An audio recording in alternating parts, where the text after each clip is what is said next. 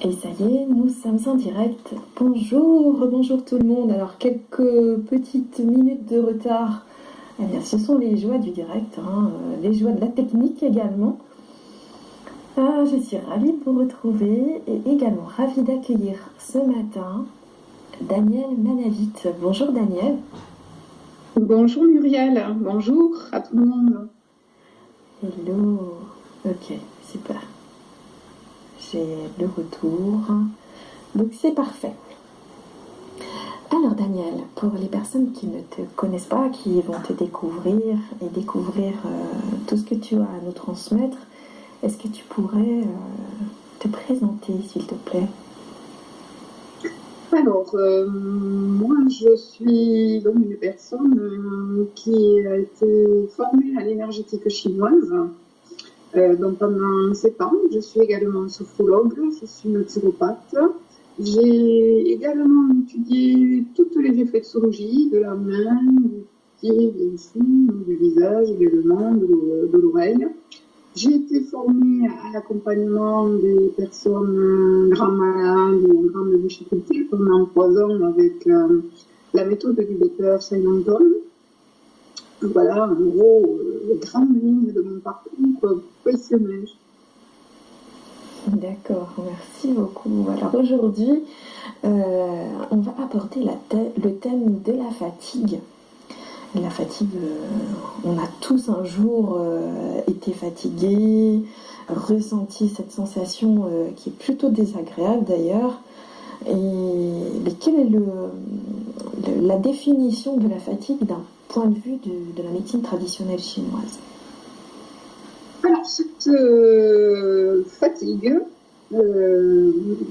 donc traditionnellement, comme tu viens de le dire, tu dis la fatigue, et en fait, en médecine chinoise, ce mot est toujours employé au pluriel ou alors avec un déterminant à côté.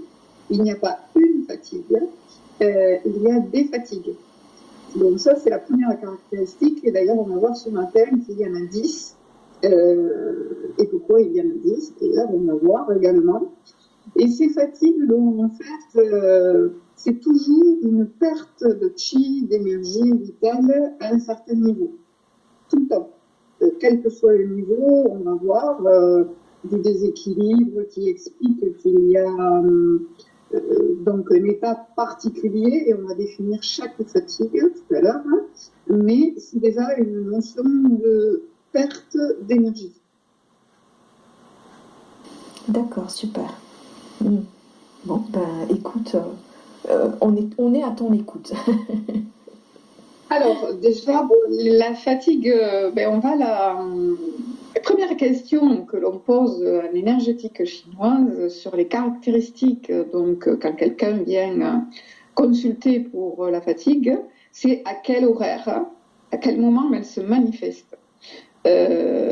Donc l'horaire est très important puisque l'énergie circule dans le corps de 2 heures en 2 heures, et je crois que Muriel va déposer quelque part sur le site de la radio ce que j'appelle l'horloge énergétique, que vous pourrez regarder, où vous verrez comment s'enchaîne donc en fait cette circulation d'énergie sur 24 heures, hein. Et ça, c'est vraiment un point très important pour déterminer le type de fatigue. Donc, est-ce que c'est à quel horaire, donc quel moment du jour, et comment ensuite ça se manifeste, en fait, on va dire. Qu'est-ce qu'on ressent en même temps. Voilà. Donc ça, c'est un point important pour la caractéristique donc, de la notion de fatigue. Pour la fatigue, donc, en fait, comme on l'entend traditionnellement, donc, on ne fait pas ces différences. Là, on vient se pencher sur les symptômes qui sont associés, et on vient se pencher sur le détail de comment elles se manifestent. Alors, il y a 2 grandes lois en énergétique chinoise. La première, elle est connue au niveau du nom, ça s'appelle, en tout cas au niveau du nom, ça s'appelle la loi Yin-Yang. et dont elle caractérise les choses, que ce soit dans n'importe quel domaine, que ce soit les objets, les paysages, les éléments de santé, les aliments, les couleurs, enfin tout ce qui existe, on le caractérise par la notion de yin ou la notion de yang. Et elles sont opposées, mais ce qu'il faut surtout retenir, c'est qu'elles sont complémentaires. Donc, il n'y a pas du yang pur, il n'y a pas du yin pur, ça n'existe pas, c'est toujours relatif à quelque chose est plus yang qu'autre chose. Donc, par exemple, une petite table dans un salon, elle est plus yin que la grande table massive du coin séjour, qui est plus yang. Voilà. Je fais avec les tables, comme ça on sort de paramètres qui pourraient troubler la compréhension. Un petit fauteuil et un grand fauteuil. Hein, voilà, donc il y en a un qui est plus yang, l'autre qui est plus yin. Donc yang et yin non, sont des caractéristiques, avec des caractéristiques aussi de notions de chaleur, de froid, de couleur, de force, bien sûr, qui s'expriment différemment. Et donc, on va entrer dans le vif du sujet. Il y a donc également 5 énergies. Et c'est là qu'il va y avoir 10 fatigues. Alors, 5 énergies, c'est quoi? En fait, c'est que, ça c'est vraiment une loi de l'énergétique chinoise, il y a, pour caractériser tout le fonctionnement, on va dire, de l'être, il y a 5 énergies. Et chaque énergie est reliée à des fonctions vitales, à des méridiens, à des émotions, à des couleurs. C'est relié également, on va dire, à des réactions, bien sûr. Donc, ces énergies se nomment l'énergie du bois, parce que, en fait, du feu, de la terre, du métal et de l'eau, parce que la civilisation chinoise, au moment où ces principes ont été posés, c'est-à-dire il y a à peu près 5000 ans, était une civilisation, comme partout d'ailleurs à l'époque, complètement agraire, avec des gens qui étaient illettrés et qu'il fallait guider depuis le sommet de l'Empire, on va dire, avec les aides donc de tous les intervenants qui venaient guider le peuple pour que ce soit la meilleure des choses pour l'empereur et pour le peuple en suivant. Donc tout ce qui était évoqué sera souvent évoqué avec quelque chose qui est très proche de la nature, pour le comprendre. Donc cette énergie du bois, elle se manifeste au printemps. Alors dans les personnes qui nous écoutent, il y a des personnes dans l'hémisphère nord où on est en automne, et des personnes qui certainement nous écoutent qui sont dans l'hémisphère sud et qui sont au printemps. Donc il va falloir chaque fois se positionner différemment, puisque les choses ne vont pas se manifester du tout de la même manière, on va dire. Donc ça c'est le travail du thérapeute bien sûr, mais c'est dans l'écoute là avoir l'oreille, les uns plus tournés vers les notions de l'automne, donc qui est relié actuellement à l'énergie du métal, qui travaille la circulation d'énergie sur le poumon et le gros intestin, donc qui intéresse beaucoup sur cette capacité donc, de défense au niveau immunitaire, de toutes les pathologies qui se manifestent sur les systèmes ORL et sur les systèmes donc, du gros intestin. Alors que de l'autre côté, on est au printemps et on est dans l'énergie du bois. Et cette énergie du bois, donc en ce moment-là, elle se manifeste donc en fait pour le foie, la vésicule biliaire.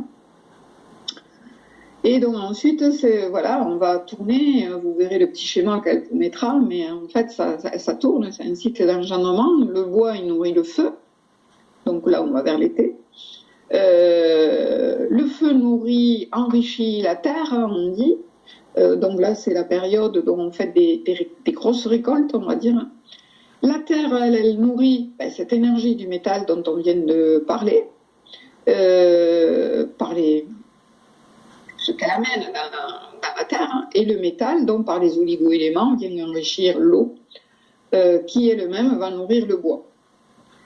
Donc ça, c'est un cycle d'engendrement, on le comprend très bien, on met du bois au feu, etc. Et ensuite, il y a une notion d'épuisement dans l'autre sens. Si le feu est trop fort, il n'y a plus de bois, par exemple. Et donc, on le voit ça pour chaque chose. Hein. S'il y a trop de quelque chose, eh bien, ça épuise ce qui vient avant, ce qui le nourrissait. On a aussi une notion de contrôle. Donc, c'est avec le métal que l'on coupe le bois. C'est avec l'eau que l'on éteint le feu. C'est le feu qui fait fondre le métal. C'est la terre qui contient l'eau en faisant des digues. Je pense que je les ai tous dit. En tout cas, donc, cette notion de contrôle est aussi importante parce que dès qu'il va y avoir un des éléments qui va être perturbé, ben, il va y avoir un retentissement sur les 5 autres. Et c'est là où, de suite, ben, il va y avoir une sensation différente, elle va se manifester de fatigue. D'accord. On parle bien d'énergie. On parle d'énergie. Voilà. Alors pour l'énergie du bois, là, du printemps, puisqu'on a l'habitude de commencer par cette énergie, puisqu'on dit que les choses démarrent dans la nature au printemps, et c'est bien vrai, ben en fait, la fatigue se manifeste avec une sensation où on se sent à côté de ses pompes. Vous savez, on dit, on se sent à côté, tout le temps, dès le matin. Et on est un petit peu mieux le soir. Voilà. Mais ça démarre, la fatigue, elle est, on va dire, diffuse, mais à côté de ses pompes de bon matin, et en allant au fil de la journée, on est un peu mieux. Et ça, en fait, c'est une fatigue du bois yang, on dit. Alors, donc, j'ai dit tout à l'heure qu'il y avait le yang et le yin.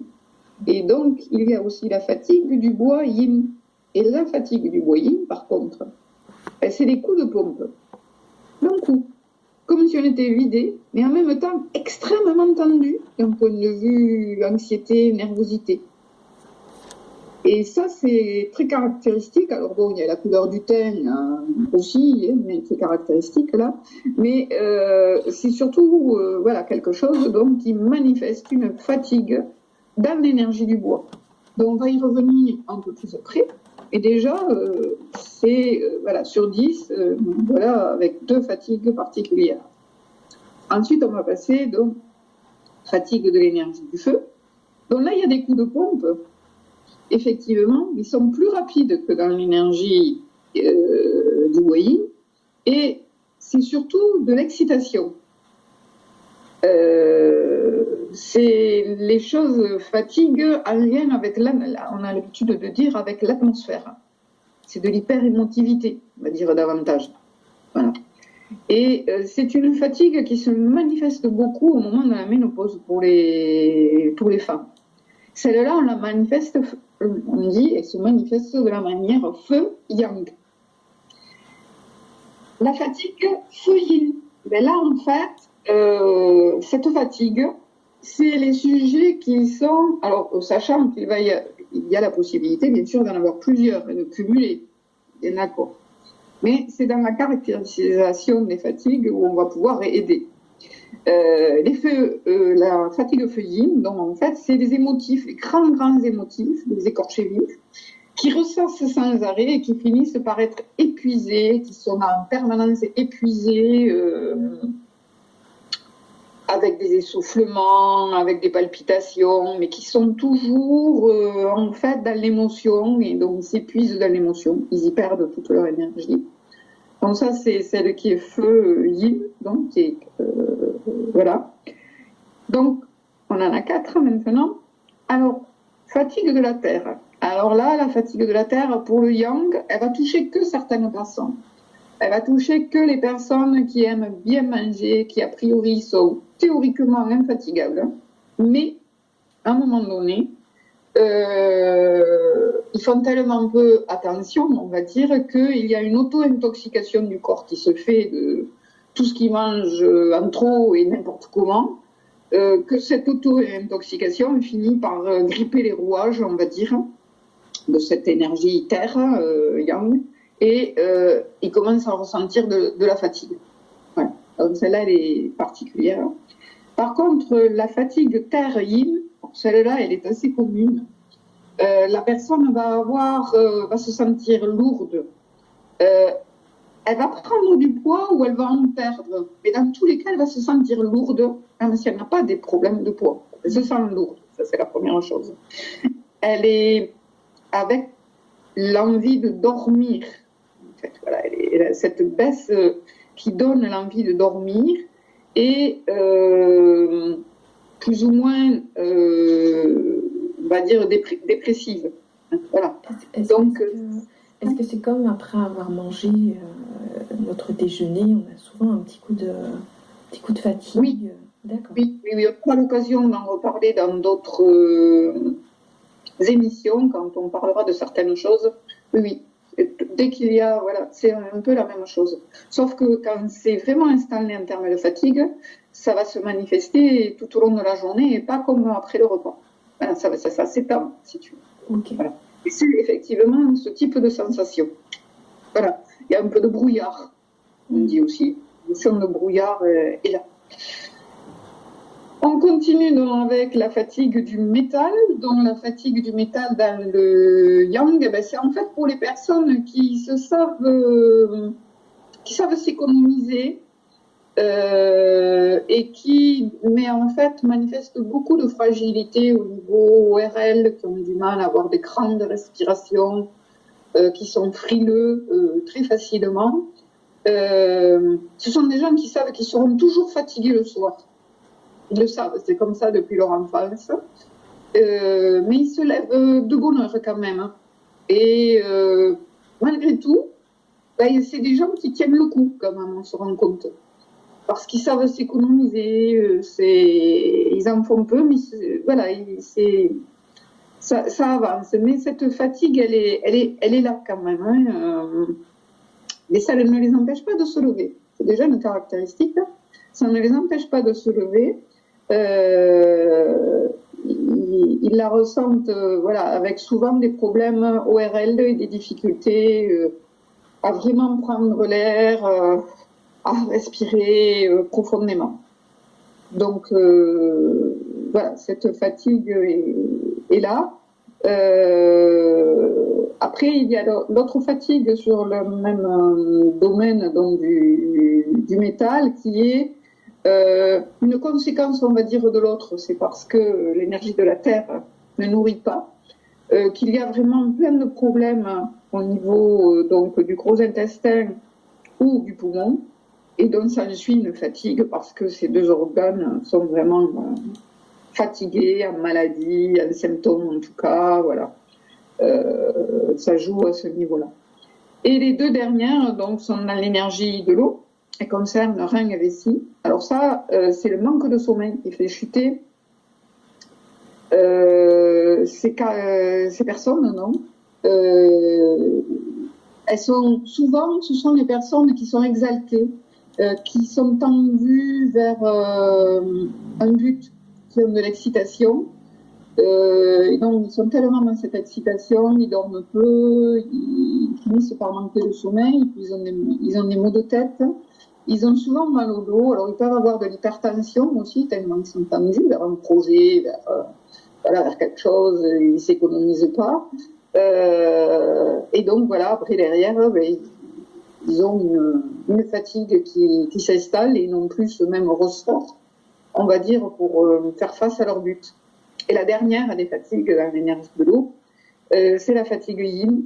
Alors ça, c'est une fatigue qui est là soit depuis l'enfance, on aura l'occasion de reparler des caractéristiques qui se marquent au moment de la naissance, soit ça vient après une maladie grave, après un deuil, après des chimios, des gros traitements, ou dans certaines maladies très particulières comme le Parkinson ou autres, par des décalages horaires aussi, par du surmenage. Et la caractéristique donc, de cette fatigue, du contexte, on va dire, qui vient avec, c'est qu'elle est tout le long de la journée et une sensation de tête vide, voire avec des vertiges. Voilà. Donc ça c'est, voilà, on a fait le tour là de toutes les fatigues. Je voudrais donc tout de suite dire comment on y répond par l'énergétique chinoise, parce que c'est quand même ce qui nous intéresse au-delà du diagnostic, bien sûr. Et donc vous comprendrez qu'on y répond forcément en fonction de quelle est la fatigue, mais on y répond avec toutes les branches de l'énergétique chinoise. Et l'énergétique chinoise, c'est, on va dire, une grande maison qui a 5 piliers. Et ces 5 piliers, dont en fait sont les manières de traiter, on va dire en général. Donc il y a le pilier que beaucoup de personnes connaissent, bien sûr, c'est l'acupuncture. Ceux qui utilisent l'acupuncteur, donc les moxas, tout ce qui est l'utilisation des saignées, également des ventouses. C'est une thérapie, comme on dit, que l'on va faire. Ensuite, il y a le pilier, on a l'occasion d'en reparler, c'est l'alimentation. Il y a beaucoup de choses à faire avec les réglages alimentaires. Il y a le pilier des exercices que l'on nomme les Qigong, qui comprennent des exercices en statique, des exercices en mouvement et des vocalisations. Il y a tout ce qui est de l'ordre, donc ensuite des massages, que ce soit le massage que l'on reçoit au Toina, au Shiatsu, ou le Doi que l'on pratique soi-même et qui est le plus intéressant pour le pratique, en fait. Et il y a donc en dernier la pharmacopée, donc les plantes et tout ce qui peut être utilisé en termes de compléments. Donc pour chacune des fatigues, il va y avoir des exercices de Qigong, il va y avoir des points que l'on peut masser soi-même, et il va y avoir des choses que l'on peut régler par l'alimentation, soi-même, sans aller consulter, voir quelqu'un. Donc déjà, on a apporté de même, c'est le cas de le dire pour l'automassage des points, beaucoup de possibilités, même sans rien posséder et sans dépenser de sous. Oui, c'est ça, c'est très intéressant. C'est très pratique. Tout à fait, tout à fait, tout à fait. Donc ça, c'est voilà, les manières d'y répondre. Donc on voit bien que l'on n'y répond pas rien qu'en disant on prend de la vitamine C ou en prenant du magnésium. Là, les grandes choses que l'on entend. Parce que fort à parier que s'il s'agit de quelqu'un, vous avez entendu tout à l'heure, j'ai parlé de certaines personnes excitées, qui après sont fatiguées, des choses comme ça, ben ça peut être en fait très contre-productif pour certains. Ben oui, même avec de la vitamine C. Pour d'autres, ça va pas bien se passer non plus, peut-être avec le magnésium, où il ne va pas avoir une vraie réponse. Alors en règle générale, j'ai l'habitude de... Parce que le corps ne va pas assimiler... Oui, c'est ça, il ne va pas l'assimiler. Il va pas l'assimiler. Et alors j'ai l'habitude de dire que surtout, quand vous faites quelque chose dans un but, que ce soit là pour la fatigue, le sujet qui nous intéresse ce matin, soit pour autre chose, si quelque chose ne fonctionne pas, ben c'est qu'il y a autre chose à regarder derrière, en fait. Et en fait, l'énergétique chinoise, vous verrez au fil de nos échanges, elle est là justement souvent pour décoder, pour donner des nouvelles clés. Et dites-vous que si quelque chose n'a pas réussi ou si quelque chose ne fonctionne pas dans un domaine, ben c'est que il y a réellement une explication. Et souvent, on la trouve justement à travers l'étude, on va dire, du fonctionnement de la singularité de la personne, pour comprendre. Et la personne dit « Ah oui !» Voilà, après, quand on lui dit ben, « C'est à cause de ça que telle chose ne fonctionne pas. » Voilà. Okay. Donc, par exemple, pour quelqu'un de fatigué qui va avoir une fatigue, se sentir lourd, là, et qui est donc dans cette perte d'énergie au niveau de l'énergie de la terre, si cette personne se gave de jus de légumes, de crudités faire le plein, et alors ça c'est quelque chose de très, très caractéristique, au contraire, elle va épuiser encore plus son énergie de la Terre, qui est déjà affaiblie, peu importe la raison, et donc elle ne va pas résoudre son problème, au contraire, elle va l'aggraver. Et tout ça, du coup, on l'observe, si on n'est plus fatigué, ah ben on arrête. C'est ce que tu es en train de dire. Il faut se dire que, en fait, il ne faut pas le mettre sur le... En fait, c'est changer de regard déjà. C'est se dire que c'est peut-être dans ce que l'on croit bien faire qu'il y a le problème, et pas dans les événements, on va dire, extérieurs, pour le coup. Voilà. Faut pas se dire, c'est parce qu'il faut pas aller chercher, faut pas aller chercher à l'extérieur.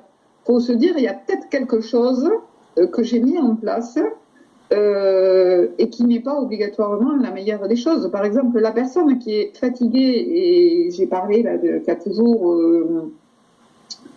qui se fait du souci, donc, et qui est dépressive. Il faut savoir, on en reparlera peut-être un jour dans une émission, que là aussi, les dépressions, il y en a 10, il n'y en a pas une. Voilà. Et par rapport à cet état dépressif qui peut être découlé normalement de quelque chose qui se passe, parce qu'il y a des ruptures, parce qu'il y a des vrais deuils, des pertes de personnes, parce que il se passe des changements radicaux. Voilà, ces états dont en fait vont faire que la personne sera fatiguée, souvent donc parce que cette énergie là elle est épuisée. Ben, il y en a d'autres donc qui sont épuisées, elle peut se sentir lourde également, et elle peut avoir envie d'aller dormir, j'ai dit. Et bien aller dormir ne va pas être la solution, hein, parce que des fois il y a des personnes qui disent ben, tu fais un week-end, tu te réveilles, tu mets tout le monde dehors, tu fonctionnes juste, tu dors tout le week-end et tu verras, le lundi ça ira mieux. Ben, c'est vrai pour certains, mais c'est pas vrai pour d'autres. Au contraire, ça va être pire. Le lundi, quand tu vas vouloir repartir, ça va pas marcher. Oui, donc voilà, il faut individualiser, il faut singulariser, personnaliser les réponses. Voilà. Tu sais, tu me fais penser à ces moments où on a manqué de sommeil et puis le lendemain, enfin le soir, on va dormir un peu plus, on va rallonger donc son temps de sommeil et alors là, on se sent encore plus fatigué, c'est vrai. Ça m'est arrivé. Oui. Voilà, ben en fait, oui, alors peu importe la raison, parce qu'il y a des gens qui récupèrent, il faut savoir à l'inverse.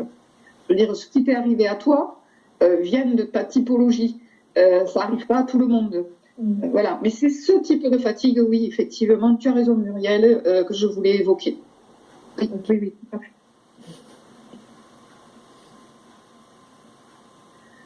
Alors peut-être je vais un peu détailler et un peu continuer donc sur ces différentes fatigues pour essayer de donner quelques petites clés.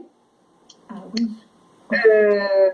Voilà, on va repartir donc au niveau des fatigues.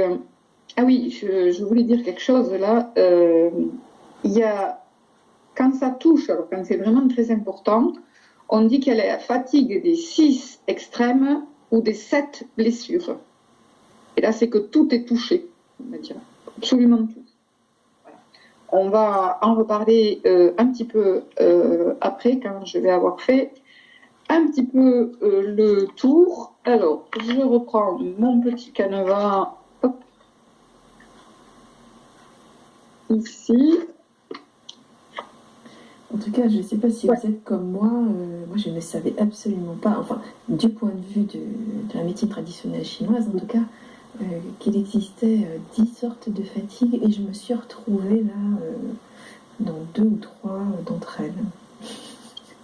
Alors, sur la fatigue reliée à la notion du foie, de la vésicule biliaire, donc avec tous les éléments qui peuvent venir avec, perturbations, le printemps, donc j'ai dit, et cette fatigue qui est dans le bois yang et qui provoque en même temps des sensations de stress. On va dire la personne, elle est tendue. On a dit tout à l'heure. Donc, tendue, ça veut dire qu'il va y avoir des spasmes, qu'il va y avoir des crampes, peu importe l'endroit. Voilà. Ça, c'est aussi une caractéristique. Souvent, ce sont des personnes qui ne font pas assez de sport. Donc là, en fait, on va dire à la personne, ben, vous mettez les baskets et vous allez marcher. Pas spécialement courir, parce que courir, elle aurait l'impression qu'on va la fatiguer davantage, mais faire des grandes marches. Et la personne, c'est-à-dire que bon, elle sort pas demi-heure, hein, elle va marcher pendant au moins 1h30. Ah oui, d'accord. Voilà, carrément. C'est pas voilà. Et c'est le mouvement, mais c'est par le travail des muscles, puisque le muscle est relié à l'énergie du bois. Là, le muscle est relié à l'énergie du bois, au foie, la vésicule biliaire, à cette énergie que on va aider vraiment cette fatigue à passer.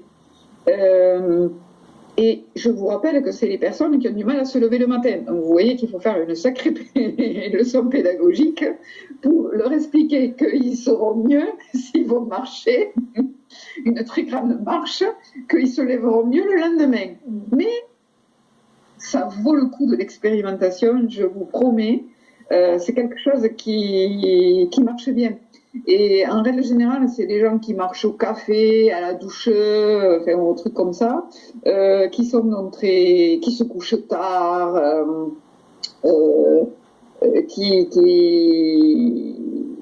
mais qui ont ce surcroît d'activité le soir.